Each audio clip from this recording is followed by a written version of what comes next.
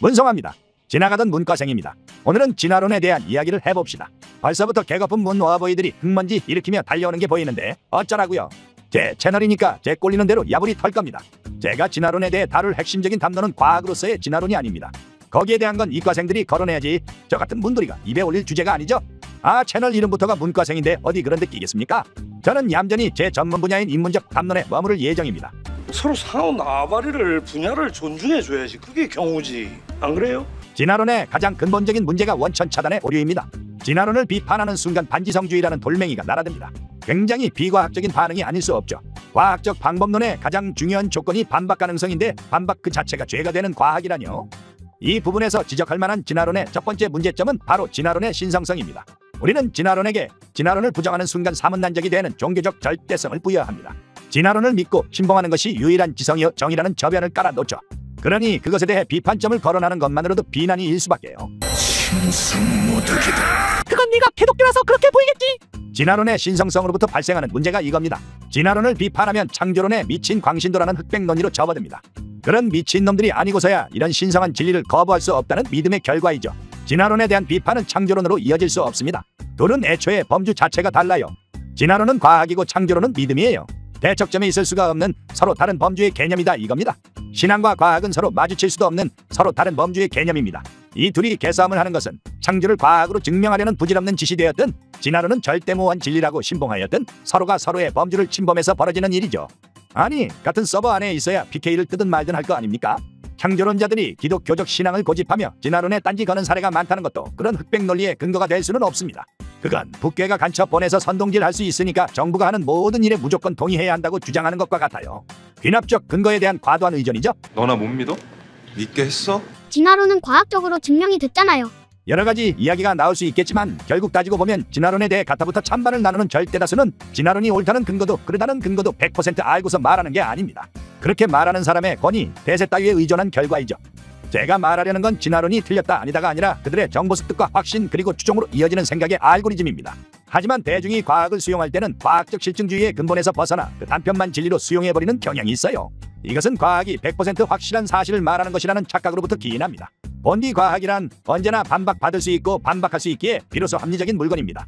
그 반박과 재반박의 갈등 속에 더 첨예한 증명과 검증을 거치는 것이니까요. 이래서 과학적 방법론은 반박 가능성을 중요하게 여깁니다.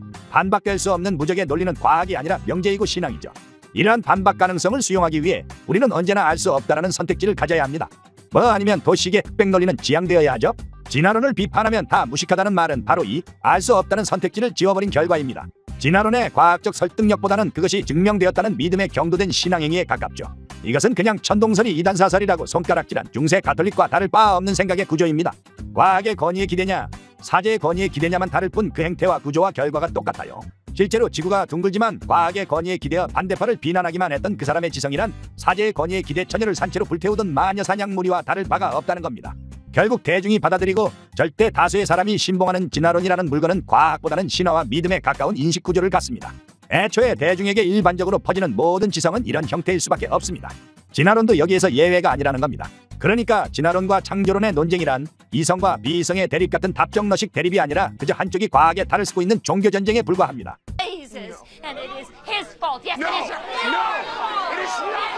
믿음과 신앙은 인간 정신 활동의 가장 저변에 위치합니다. 내일도 해가 뜬다는 믿음을 갖고서 우리는 오늘을 사니까요.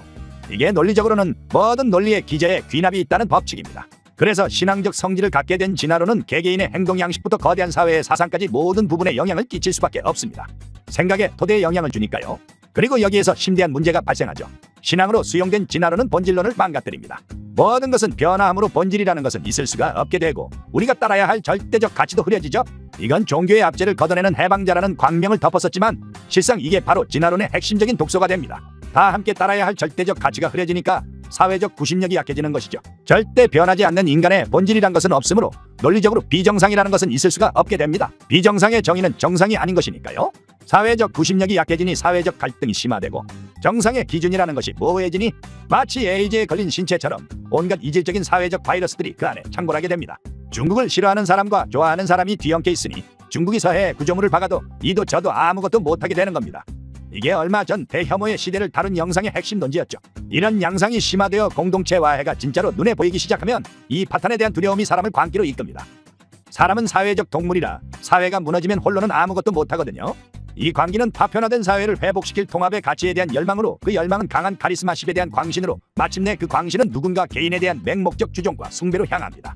자연스럽게 공동체의식의 토대가 되어야 할 인간 본질론이 망가졌으니 그것을 대신해 우리들 모두를 묶어줄 나라의 가치를 설정해야 하고, 이건 곧장 모두를 지배할 강력한 통제와 권력이라는 금송아지로 향합니다. 이게 바로 전체주의입니다. 이렇게 가속화된 전체주의는 그 지도자 수령의 명령에 껍벅 죽는 수동적 군중을 양산해요.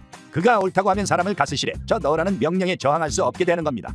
내가 누구인지, 우리가 누구인지, 사람이 무엇인지 진화론이 파괴한 본질을 대신할 규범 그 자체가 바로 그 사람이니까요. 이게 바로 신앙이 되어버린 진화론이 독약으로 작용하여 파시즘과 공산주의 두 악랄한 사상의 모태가 된 이유입니다.